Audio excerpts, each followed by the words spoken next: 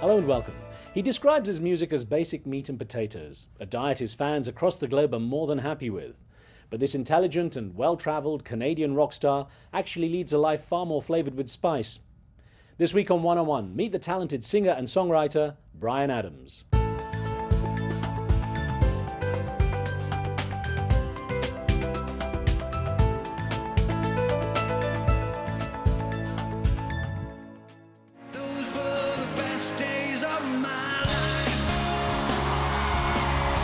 Classic songs such as Run to You, Everything I Do and Summer of '69 have made Bryan Adams the subject of adoration from legions of rock fans around the globe. Despite his Canadian roots, Adams did his growing up around the world as he moved from country to country with his diplomat family. That in part has shaped his views on charity and fundraising, something he has often built into his touring and performing schedule. Adams has also become a staunch advocate in the battle against breast cancer after losing a close friend to the disease. He's even used his significant talents as a photographer to raise money for the cause, including a book featuring portraits of high-profile American women. Bryan Adams continues to tour to places other Western rock stars haven't even considered, and points out there's still a lot more world out there for him to see. Bryan, it's great to talk with you. You've done very well for a high school dropout. You managed a level of stability and continuity in an industry that others at your level can't really match. What do you think has made you so sustainable, so it lasts so long? Well, probably a lot of it has to do with the fact that I tour all the time, and I love performing. I started out as a performer very young, and that's how I got my education, was just literally being on the road. And so I've toured for an awfully long time, and I've maintained it. So I even now today, I still go out for 10 days a month. We do about 100 shows a year. You do something that a lot of your contemporaries don't. You go to places they won't go to, like Vietnam and Pakistan and the Middle East. What's drawn you to that? Invitations. It's incredible that some of the songs that have been recorded over the years have sort of transcended beyond the sort of typical Western pop charts, and they've gone on to become quite popular in places that I would never have expected. And as a result, I've been able to backpack my way around the world with my band to the most extraordinary places. I mean, last year alone we played in Jordan, and we played in Egypt at the pyramids. We've played in Lebanon. We've played Abu Dhabi. We've played Bahrain. We've played a lot of the places around the Middle East, and we'll continue to do so. Now, your album, Anthology, collection of some of your favourite songs, or at least some of the most successful. Considering your track record, I mean, 2 strong decades of music, was it hard to choose what to put in? Oh yeah, it's always difficult to sort of isolate the favorite tracks, because I like all of them. When they first asked me to do it, I sent them all 14 albums and said, here, you can choose them.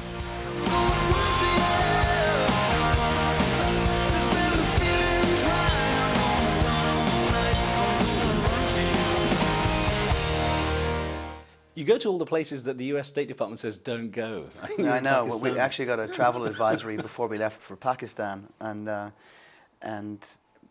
think that if you were to look at the world, microscopically, you could say, yeah, there's probably trouble everywhere, and so that's how I look at it. And I think that as a musician, I carry the flag of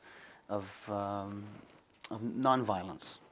Well, interestingly enough, when you were in Pakistan, President Musharraf and even Prime Minister Shaukat Aziz, they were like, you were treated like one of the big celebrity visiting, and they even put you in a speech and everything. When you go somewhere like that and you've got the politicians around you too, does it have any impact on your work there or the way people see you?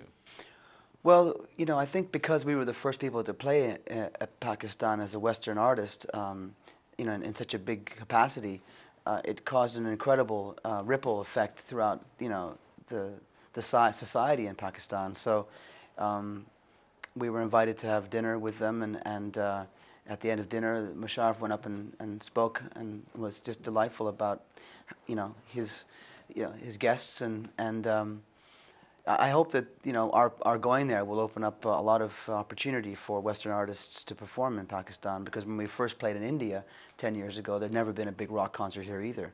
So I feel like we're sort of opening doors. Your music is, I mean, it's strong, raunchy rock Americana. So I wonder how the audiences, when you're in the Middle East, how you feel the audiences relate to the lifestyle of your songs. I can't explain it. I just know that some of the songs have basically, gone beyond any kind of North American typecasting and have really become part of the lexicon of a lot of, lexicon of music in the East. Because of the strength of your image with your music, a lot of people don't know you as a photographer, which you take quite seriously, don't you? Yeah, I do. How's that? How did that develop in the first place? It kind of started just from documenting my work, documenting my touring, documenting the recording studio,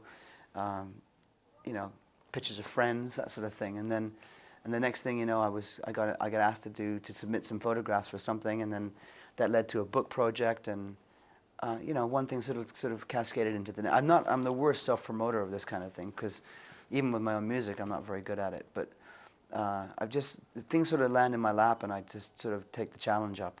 But it's fantastic. You've got now a book you've done with Calvin Klein, yeah, using vintage and new Calvin Klein outfits with some of the top women in America. The idea of the book was to raise money for breast cancer awareness, and Calvin Klein approached me to see if I'd be interested in doing the project for them, and I said, yeah, I'd love to do that. It took a year. It was a lot of work, and in some cases quite difficult, because I would be in a studio with 14 people and having to make 14 portraits.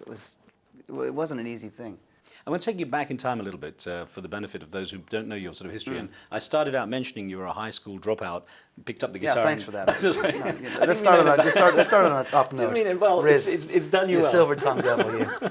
It's done you well. And the thing is, I was wondering at that stage when you picked up the guitar and you went to the people in the industry who mattered. How did you persuade them that you, Bryan Adams, also mattered?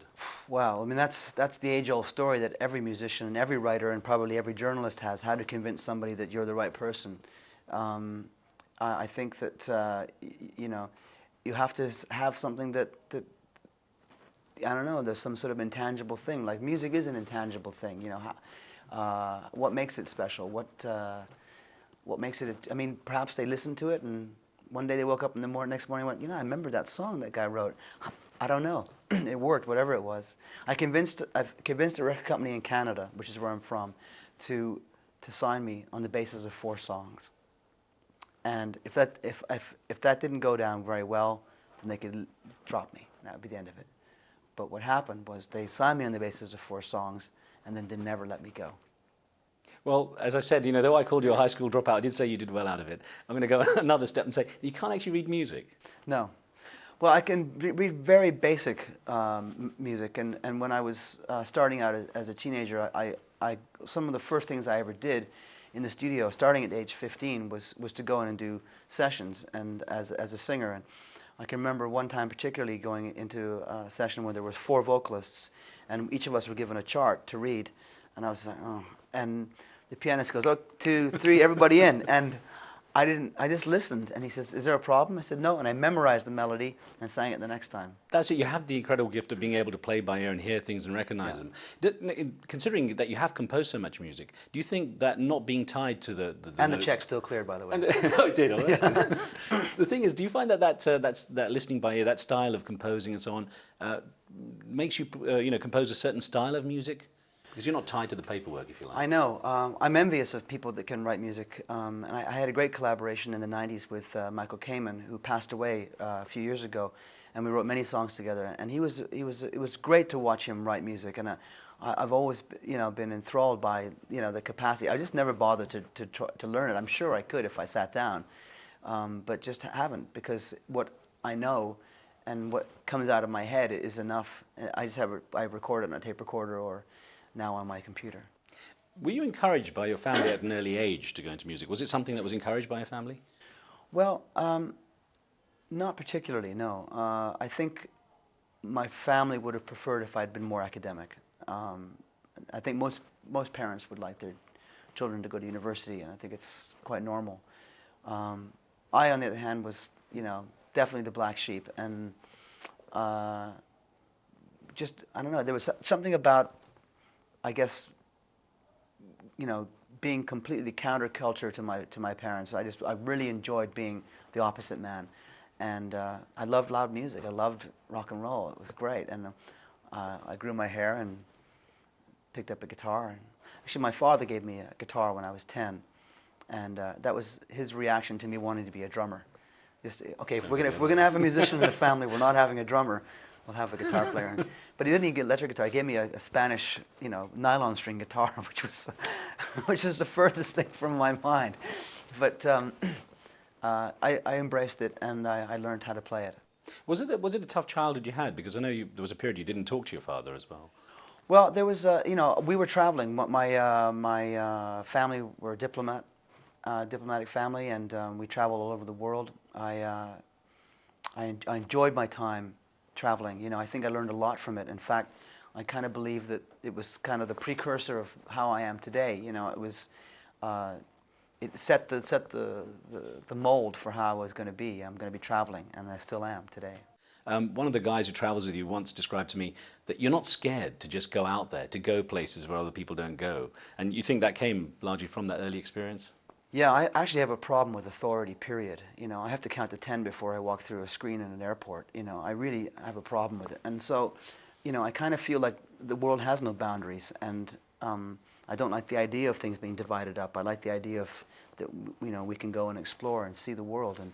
And so I use music as my catalyst to explore and see things. And it's not over yet. There's still a lot to see. That's good. I'm going to ask you to just stay with us just for a few moments. We're taking a short break here. You're watching One on One. We'll be back with Bryan Adams in just a moment.